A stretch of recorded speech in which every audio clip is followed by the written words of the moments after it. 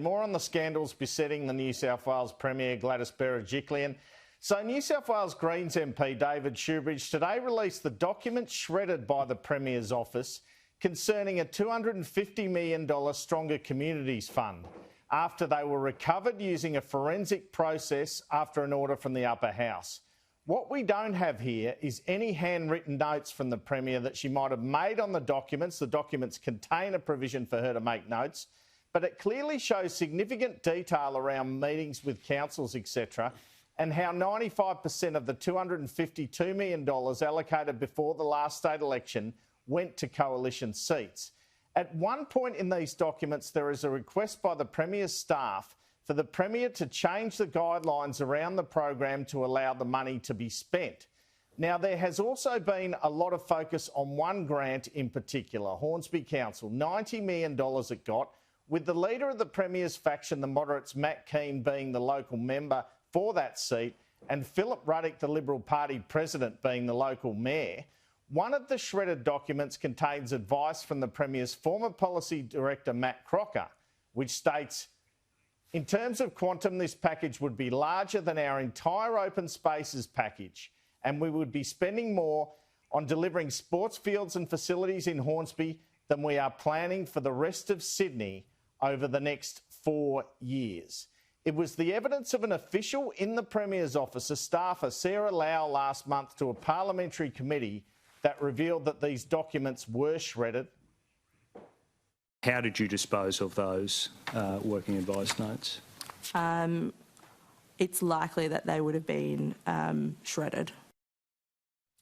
Well, I can reveal that a senior official in the Premier's office, Bran Black, visited Greens MP David Shoebridge and telephoned him on 2 occasions, seeking to convince him that it was not necessary to call Sarah Lau to give evidence to this committee before she appeared.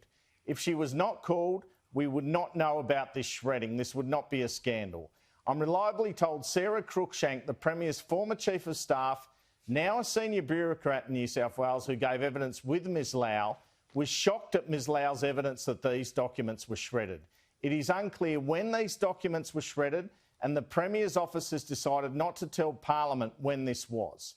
In June this year, there was a call for papers in relation to the documents around the Stronger Communities Fund from the upper house, requiring them to be produced.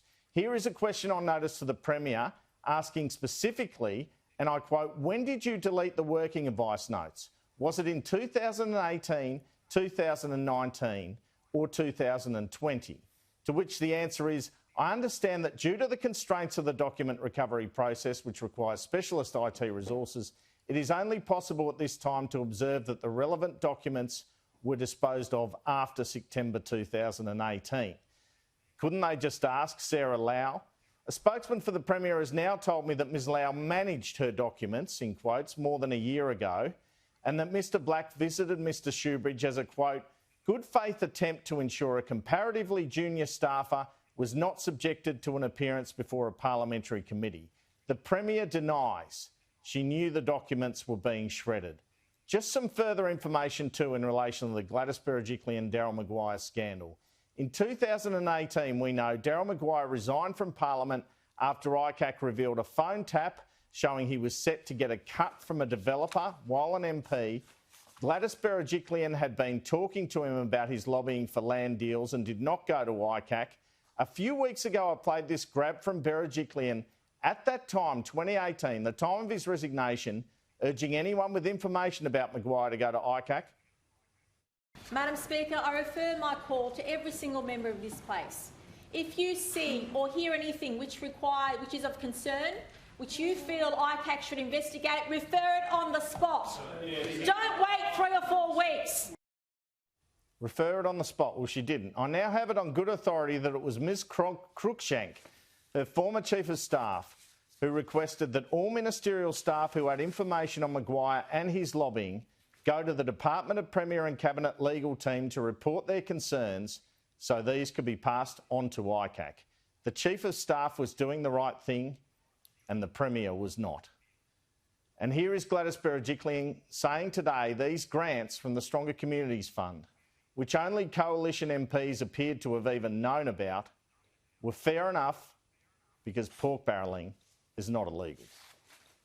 Well, I think all governments and all oppositions make commitments to the community in order to curry favour. I think that's part of the political process, whether we like it or not. The term pork barrelling is common parlance in where you provide funding, and it's not something that I know the community is comfortable with. And if that's the accusation made on this occasion, given the number of seats or the places that that funding went to, well then I'm happy to accept that commentary. But I say. Well, I say this. Many of the projects did occur in non-government held seats, and I want to make that very clear.